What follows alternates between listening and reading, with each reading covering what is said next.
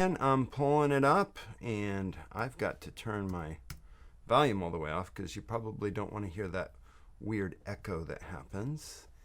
And we are still getting on. So hey, while I'm waiting for this to pop up and to show me that we are live, I did want to mention we just put up about a week ago. We put up a new Dreamlab episode.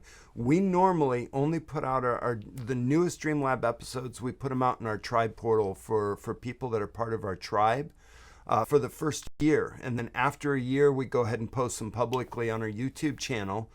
But this dream was so specific about what's going on right now in America that we felt, you know what, we need to get this out there and let people see this dream and what God is saying, because it's a call to intercession and a call to prayer. So if you have not seen that, it's called Chaos Dream Lab. So if you've not seen that yet, highly recommend you to go find that video, watch it. It's almost 30 minutes long. But it goes through some details, and it's so specific that I think you will find it very interesting. And I would encourage you, take a look at it, even before you, if you haven't already, before you vote and how you look at that, because it's an interesting perspective on some of the stuff that's going on. And we don't describe exactly how it applies, but we let you know what the dream was, what God was saying in it, and some of the ways that you can pray. So I think that you will find that helpful, and I now have a Dream Lab going, or a dream interpretation video going. So we are live. Awesome. Okay. Well, good morning, everyone. We've got a few different people.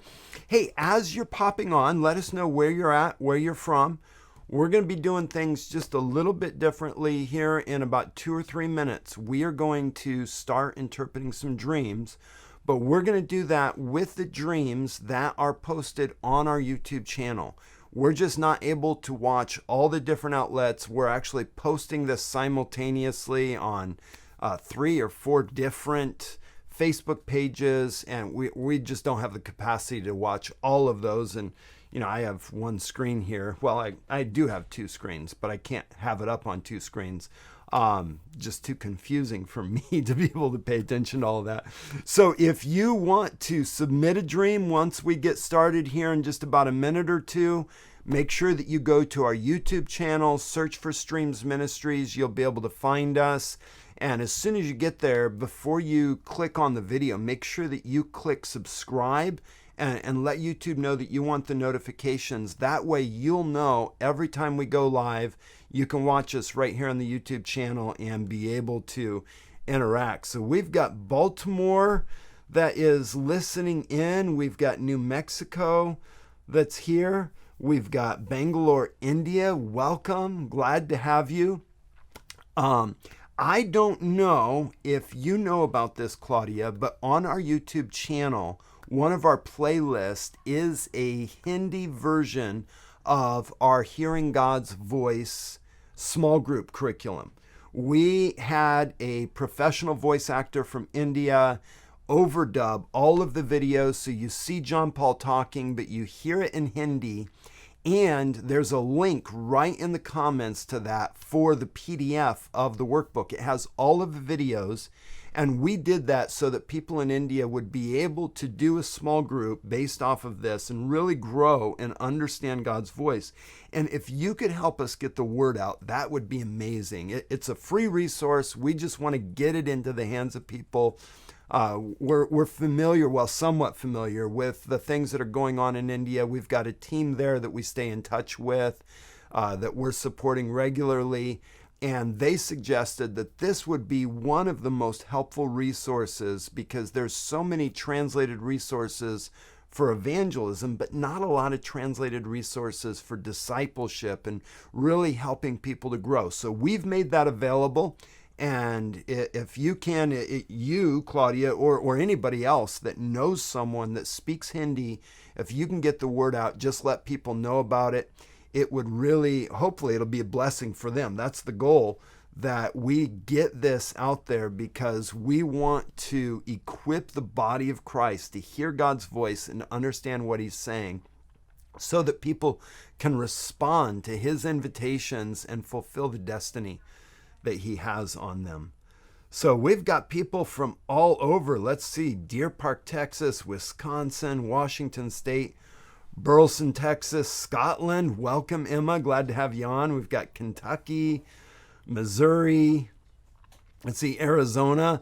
Love Arizona. Lived there for a number of years. That's where my wife was born and raised. Indiana, Deer Park, Texas, California, Illinois, Durham, North Carolina.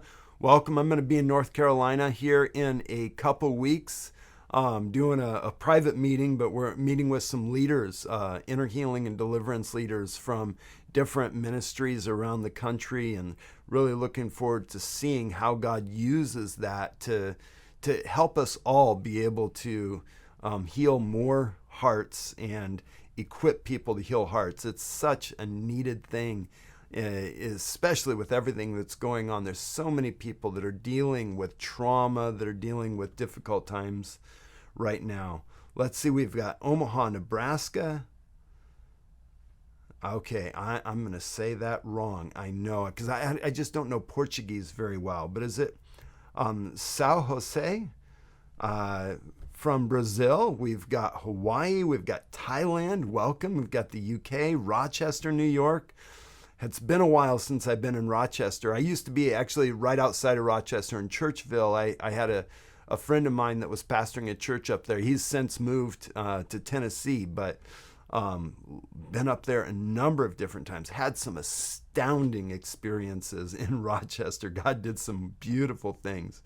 Let's see, Albany, New York. We've got Jamaica, northern Alberta having a snowstorm. Oh no, I'm so glad we're not having a snowstorm yet. It's starting to get cold. We've had the last week, it's been kind of cold and rainy, and I'm thankful that I don't live in New England anymore, because I love the snow sometimes, but sometimes it just gets too much. You know, the first month, first couple weeks, the first snowstorm, it's so magical. It's so much fun. After about 2 months, yeah, it gets a little bit too much, but I do miss it a little bit. Well, let's see. We've got Glasgow. Welcome. Scotland, couple people from Scotland. Well, Dreamhouse is here. Heather, welcome. Glad you're here. For those of you that don't know Heather, the Dreamhouse Training Company, Heather Sutherland is one of our teachers. She's in Scotland, and she has a website called thedreamhouse.co, and she mentors people on dream interpretation and helps with dream interpretation. So if you want to grow in dream interpretation, check out her website. We'll put a link to that website in the comments so that you can be able to find it. But check out that website, because she's a real blessing to the body of Christ. Let's see, Pennsylvania. We've got New Mexico, Alabama, New York. We've got people from all over. Phoenix, welcome, Mike. Trinidad and Tobago, welcome. New Zealand, amazing. What time is it in New Zealand? It's 12 o'clock here, where you're about 17 hours ahead of us. So I guess it's like 8 o'clock in the morning. That's not too crazy. Cape Town, let's look at a couple of these dreams. We've got a bunch of them in here. Let's see. Teresa Ann 1. My husband dreamt that I was given the keys to a facility on an island, and they said that I was the only one that they thought could take over. Okay, so keys talk about authority. It's access, it's authority, it's the right to open, to close, to be able to get hold of it. Usually when you're given the keys to something, it's like you're given ownership of it. You're given authority over it. So there's something that you're going to be given ownership over. That could be a work situation, could be a ministry situation. Not quite sure. I can't quite feel whether it's work or ministry, but it could be either one.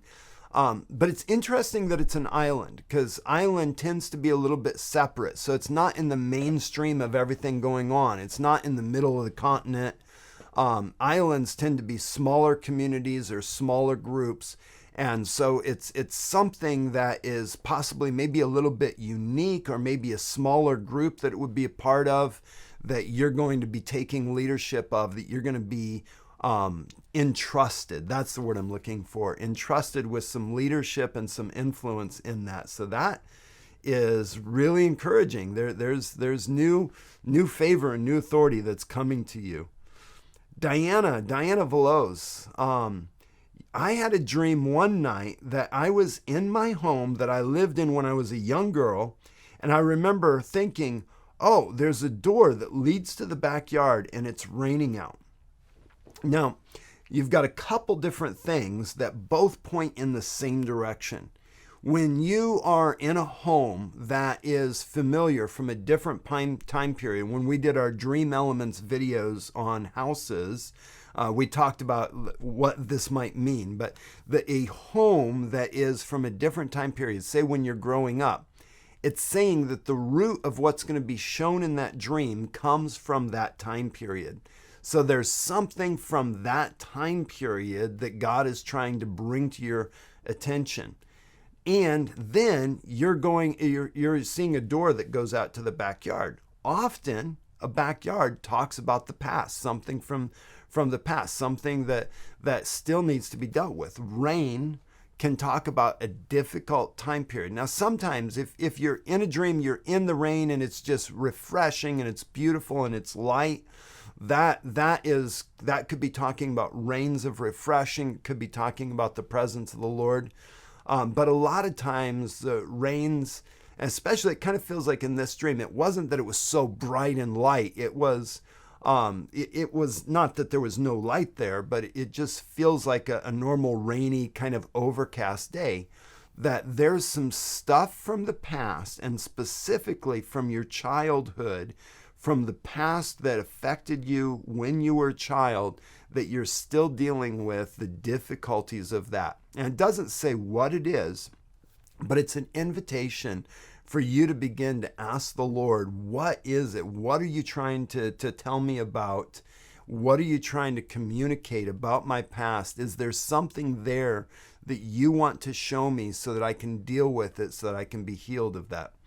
So that is what that one is about. That is fun.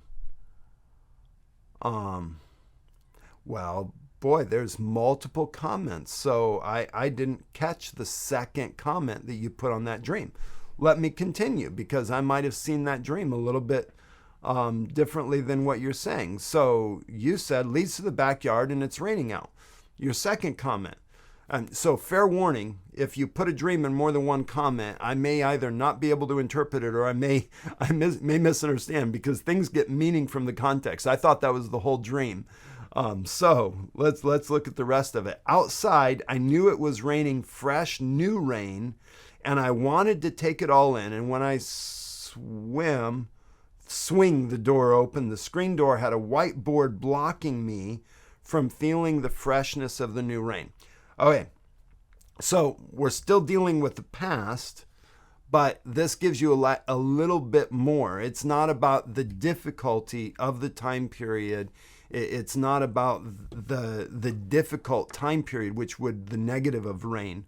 But this is a clean, refreshing rain. There's some clean, refreshing that God wants to bring from the issues of the past. So you have the same idea, but the meaning of the rain just kind of changes the nuance just a little bit on that dream.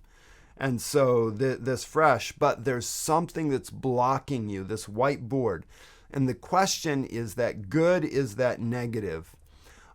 Is it saying that you've been trying to get back to the way that things were in your childhood because you see it as good, as you see it as refreshing, but the Lord is blocking it? Usually something that's white, it's generally positive. Or is it saying that there's a religious mindset? Because white can also have a negative connotation. It could be a religious mindset that's hindering you from that. in thinking about a biblical principle, Jesus says in the Sermon on the Mount, don't worry about tomorrow because each day has enough trouble of its own. You can't worry about the past. Each day has enough trouble of its own. If you're living in the past, you're not living in the moment that God is in. God is the I am, not the I was, I will be. He was and he will be, but he is the I am. We encounter God in the now. Now, there are things from the past that need to be dealt with, but we can't live in the past. And so I think this dream is probably saying that you're trying to get back to the way that things used to be in another time period because you see that past as just being beautiful and refreshing. Everything was better, everything was light, but the Lord is actually blocking you from being able to go back there, which then becomes an invitation. Now, again, same prayer, Lord, what is it from my past that you want to deal with? So it's not necessarily a pain that needs to be dealt with, but something that you're holding on to from the past. And Lord, what are you inviting me into right now? So that becomes a question that you begin to ask the Lord. That is interesting. Okay. Let's see. I've got Rosie Ariano. Rosie, you said I had a dark brown scorpion coming out of my ear. I was so terrified. I was crying and yelling as it came out of my ear. It became bigger and became color clear with green spots, and my mom killed it. So, Rosie, this is what we call a spiritual warfare dream, a dream from the enemy. But it's actually God showing you something about what the enemy did. So it's not the enemy speaking, but it's God showing you something about what the enemy has tried to do. And scorpions, we know from Scripture, represent demonic beings. I've given you authority to tread on scorpions and on serpents when Jesus gave his disciples authority over the demonic. So you have authority over the demonic. You have authority over the scorpion. A dark brown scorpion. Dark brown, a lot of times we'll talk about just humanity, the flesh. It's just everything is muddled. Everything is of the dirt. We're made of the dirt. And so that picture and that thought in that color will often represent that. So it's a humanistic way of hearing from the Spirit that is actually demonically oriented, and God is setting you free from it, and he's using the church to show you as this thing begins to become revealed, it becomes clear what's going on, and it becomes clear that it's not good. The green spots, it leads to envy, it leads to jealousy, but he's going to be using the church and those around you. So your mom could represent the church, could represent the Holy Spirit, could represent your physical mom. But I actually think this is a spiritual thing, using those around you to deal with this issue and to remove it from your life. And so there's something that the enemy's been trying to do. It's not something that you did. It's something the enemy's trying to do. And God is revealing it, and he's going to use people around you to set you free from this issue. So pay attention specifically to things that affect the way that you hear, the way that you receive information, because it's affecting your ear, which is talking about your hearing. Okay. Denise Haynes, you said a visitor in church, walk to sanctuary, see friend in usher uniform, walk past her to not bother her, look for a seat. Most were occupied. More I walked, the less seats available until there were no more seats. So you're visiting this church, you see a friend that is serving there in an usher uniform, but you don't want to bother because she's busy. So you're just looking for a place to sit.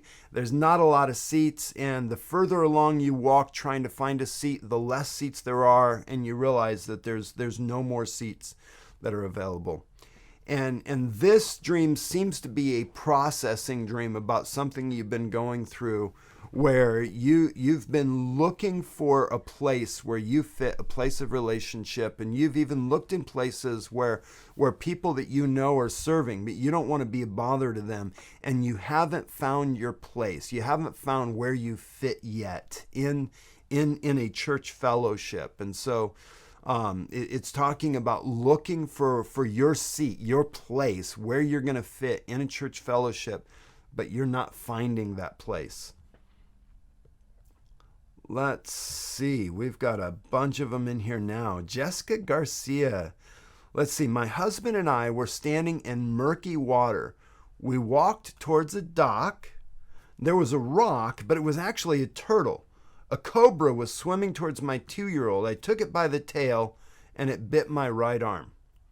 All right, so you and your husband standing in murky water, dirty water, walking towards a dock, a place to get out of the water. And you see a rock, but it's actually not a rock. It's actually a turtle. And then you see a cobra that's trying to get towards your 2-year-old. You grab it by the tail to stop it from attacking your 2-year-old. And when you do, it bites you in the right arm.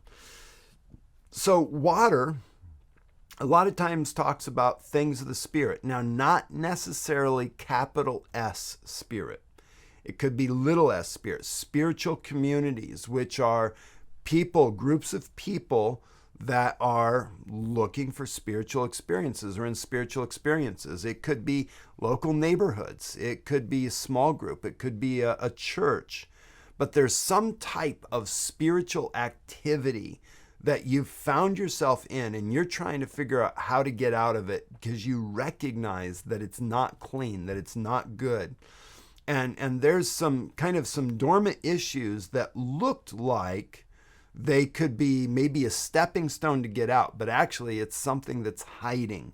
A turtle hides in its shell, and especially if you didn't notice the head, you didn't notice the legs immediately, it looks like a rock.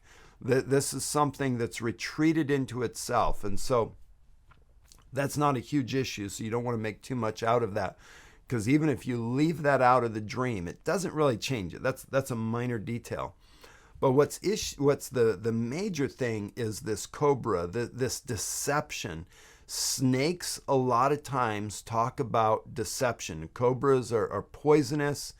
And so you're seeing this deception that is trying to attack your family, trying to attack specifically your child, your children. I'm not sure if you've got more than one child, but that could be representative of your children, or it could be specifically about that particular son. But there's some type of a demonic attack of deception that's trying to come, and you recognize it and deal with it. But in your dealing with it, it affects your arm. It bites your arm. Now, your right arm can talk about your ability to do things, your capacity to do things. In scripture, it says, God speaking, I believe it's in Isaiah, it says, is not my right arm long enough to save? Don't I have the ability to do what needs to be done? And so that concept is a common concept. So the right arm would often talk about your ability, your capacity to do things. And so the attack of the enemy, when you go to protect your children from what the enemy is trying to do, it begins to attack your ability to do things. Now, it doesn't remove it, it just creates pain. And so the bite, and you can go back and look at that dream. Like, was it just you felt the bite and then it was done and that's the end of the dream? Did you feel the bite and it was very painful? How painful was it in the dream? Was it just a thing? That will help you to understand. When you're looking at dreams, sometimes that will help you when there's some type of injury or some type of attack that happens. The level of pain that you feel in the dream can be a clue as to the level of pain that you're going to go through when it happens. Sometimes we have that bite, but we just know that we're bitten, but we're not really feeling the pain of it in the dream. And sometimes we feel the pain of it. So those can be clues. Now, you didn't say which one that is, so I'm going to leave that up to you to figure out which one would be accurate. But that is the way that you would look at that. Let's see. Joy P. I pulled up to my parents and my brothers ate food. To my parents too, and my brothers ate food I brought home. Before I offered them food, I slapped them in the face.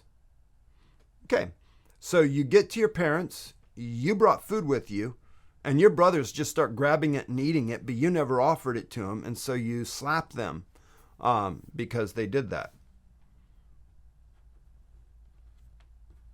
I'm just trying to figure out where to go with that one, because there's a couple different ways you could go in with that.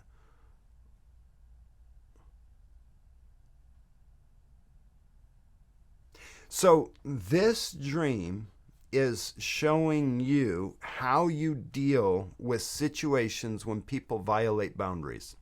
So somebody taking something that hasn't been offered to them, it's not that you wouldn't have offered it to them, not that they shouldn't have. It's just they violated a boundary. They didn't ask, and so they assumed, or they took on more than what was allowed. And you responded in anger. So this dream, it's what we call a self-conditioned dream. It's showing you how you respond when people take advantage of you or assume that they should have access to something that you haven't necessarily given them access to. And so now, recognizing that issue, you slapped them. What is the right way to deal with that? The dream doesn't say good, bad, or indifferent. But you've got to come back to the Lord and say, Lord, what's the right way to handle it? What's the response that happens in my heart when people cross boundaries that they're not supposed to cross? And what is the right way for me to hold on to boundaries and the right way for me to respond when this happens? So the dream shows you where you're at now, but it's an invitation for you to begin to engage the Lord about that situation and learn and grow in that area. Shanae Banks. So you put this: I was standing thigh high in clean, calm water, tranquil atmosphere, and this man was floating on his back, very peaceful. And that's the end of the dream. Okay. So, Shanae, water, clean, calm water, could be being in the things of spirit. You're learning how to stand in the spirit, but you're seeing those that have learned how to rest in the spirit. It's not saying that you shouldn't be standing. It's just saying you've learned how to stand in the spirit, and you're around people that have learned how to rest in the spirit. And so it's again, it's a self-conditioned dream. It's just showing you where you're at right now. There's nothing in the dream that talks about a response. The way that it's written, it makes me wonder if there's something else that is a continuing of that dream. I don't know. But from that piece, that's what I've got. Okay. Dree B, Drea B. I keep having dreams about a baby boy that no one wants. I always take the child as my own. My husband and I are trying to conceive.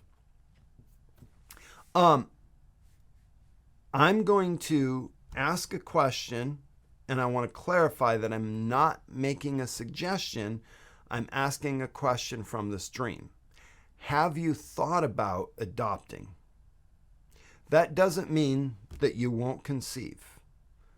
But God has put in your heart to care for things, and not just things that are your own, but things that other people don't want. And that could be an invitation to adopt. It could be about something else. But I'm just asking you that question for you to take a look at and see what the Lord would say about that as you pray about that dream and you pray about that thought. Yeah, I will leave it right there. Jacqueline Kinnerly. I almost said Kennedy, but I've got to look more clearly. Kinnerly, Jacqueline. So I was swimming deep down in clear water in the river. I look up, I see others swim at the surface. I look down and see 4 to 5 whales further down.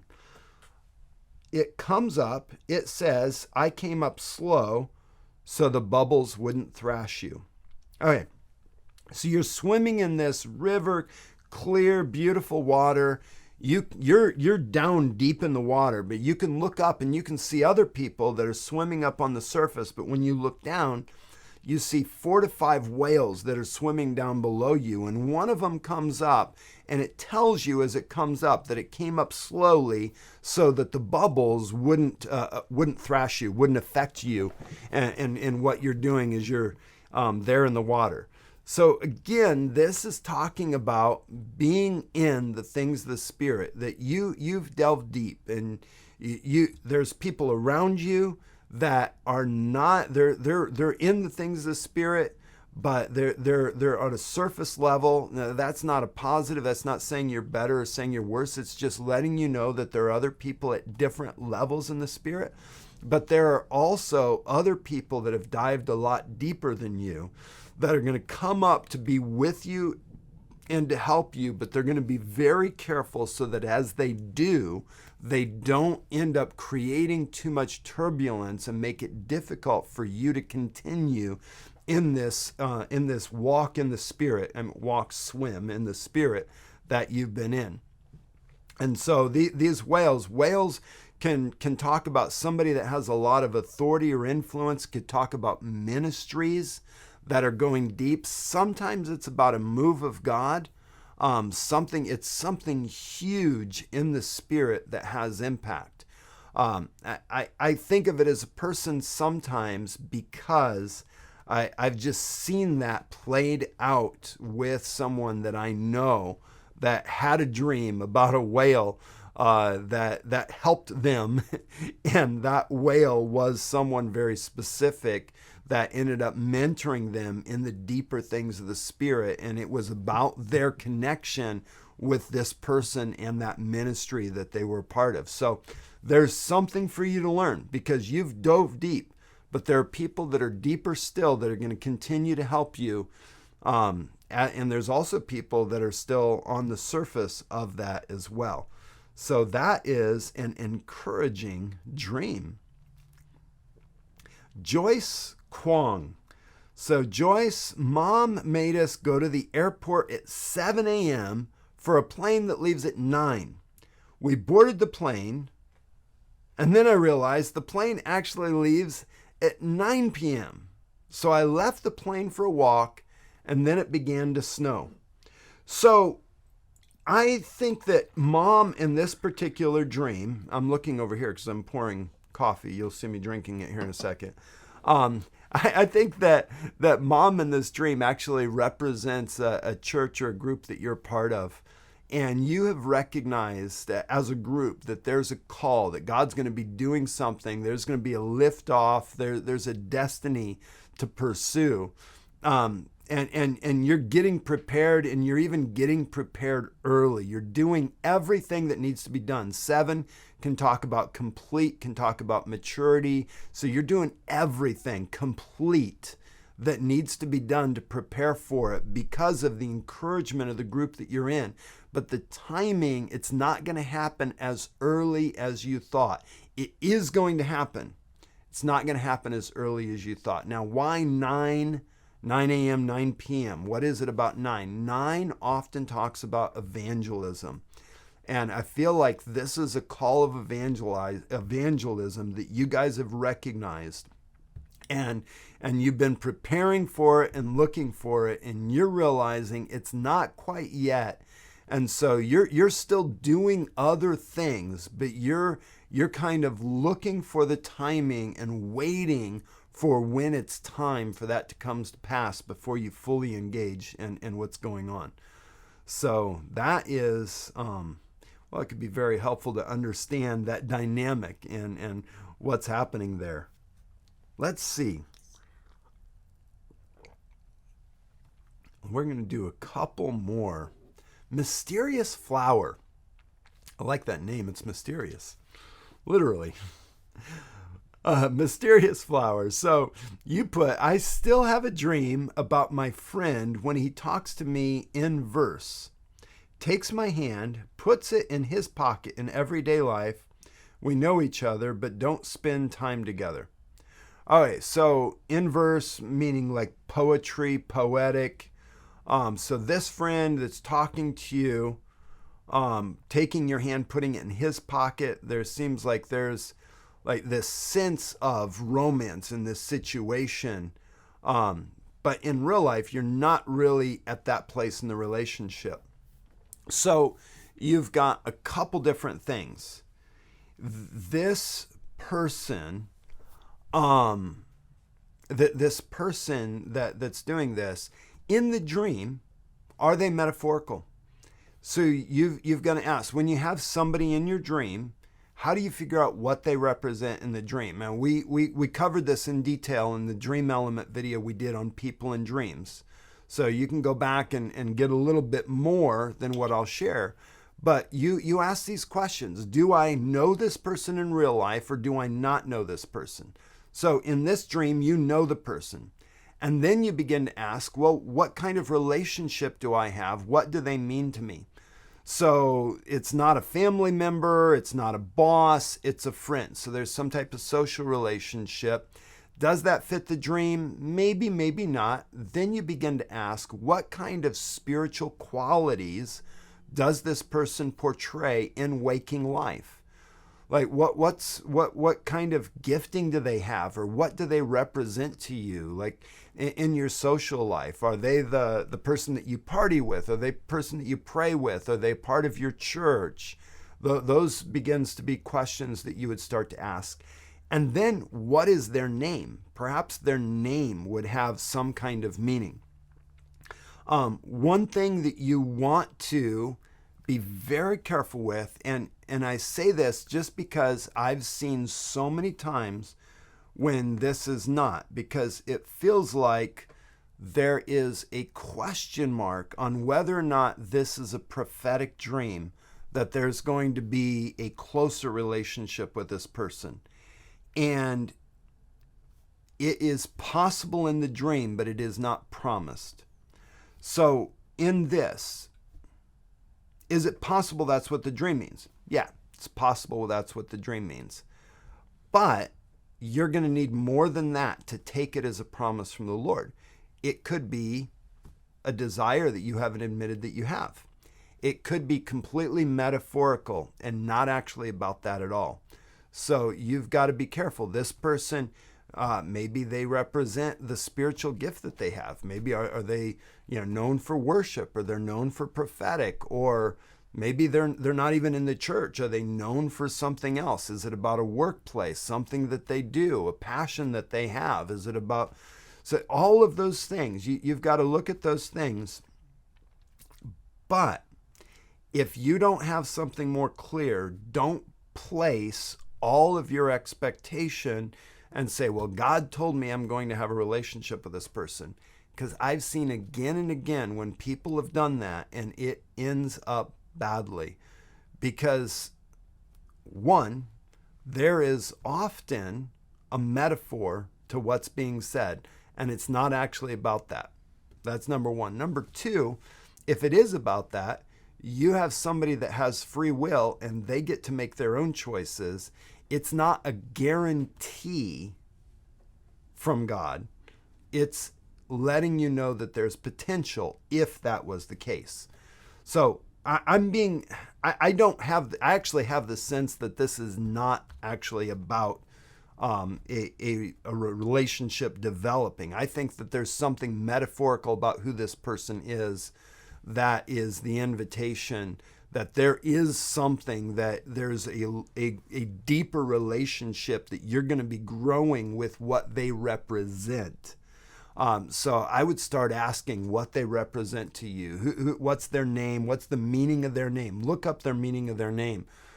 Thinking about the giftings or the passions, or what do you think of them? What's the first thing that comes to mind when you think of that person? Those are usually helpful ways to take a look at what they might mean in a dream. Okay. So let's see. I've got Christy T. Christy, you said, I then was driving. So I don't know if there was another part of this. Let me see.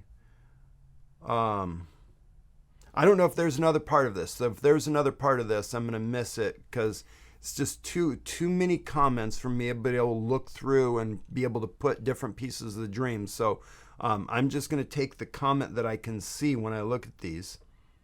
I then was driving a car I could not control. Then I was on a bike pedaling, and I remember myself saying, why am I on a bike now? And the bike actually looked like a kid's bicycle. So seems like you probably put something else in there. And I'm going to leave that piece because I don't have it in front of me right now.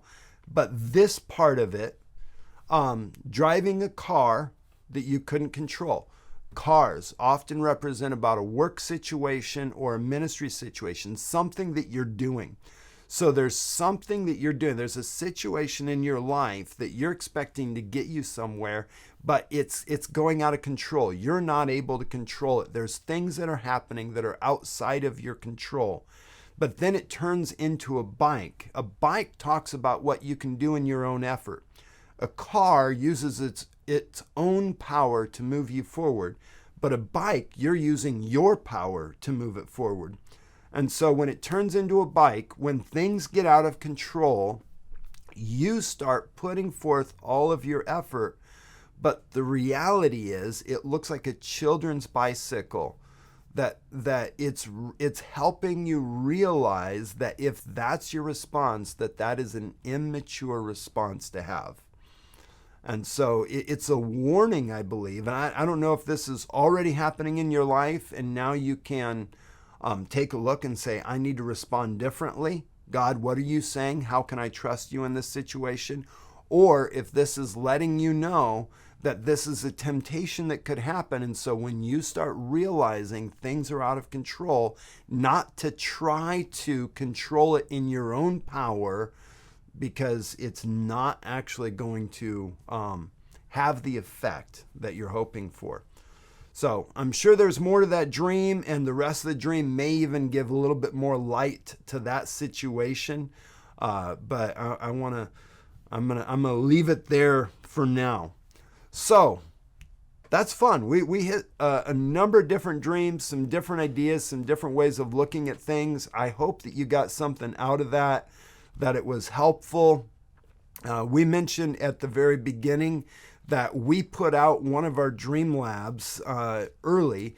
We put out our brand new Dream Lab episodes. When we do a Dream Lab taping, the newest episodes we put out in the Tribe portal for people that are part of Stream's Tribe that are supporting us on a regular basis.